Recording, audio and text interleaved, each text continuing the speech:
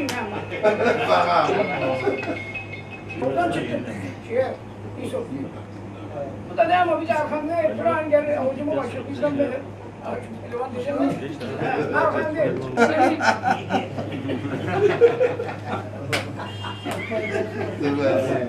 Tomuna değil.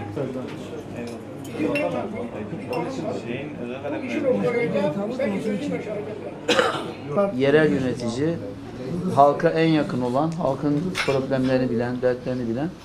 Dolayısıyla ben hepinize teşekkür ediyorum emeklerinizden dolayı. Allah razı olsun.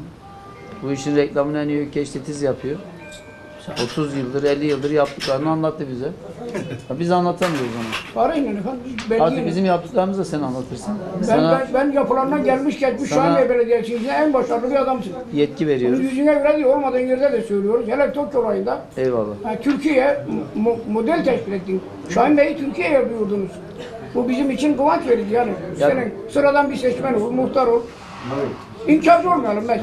Ama yapılmayan da söylemeli. Evet. Yapılanı takdir etmeli, yapılmayan da eleştirmeli. Öyle. Allah razı olsun. Ben tekrar hepinize teşekkür ediyorum. Hayırlı uğurlu olsun diyorum. Muhtarlar günümüz. Rabbim hayırlı hizmetlere vesile kılsın inşallah. Amin. Teşekkür ederiz. Bizler de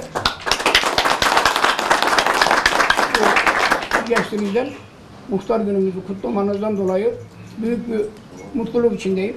Hem şahsım hem arkadaşlarımın, üyelerimin, yönetim kurulu üyelerimin adına ben de zaten ekibinize teşekkür ediyorum. Sayın Başkan Tahmazoğlu Türkiye'de bir ilke imza attı. Atalarımızın, ecdatlarımızın herkese de görmeyi nasip etsin. Çanakkale'yi tattırdı bize. Biz yapılanı inkar etmeyiz.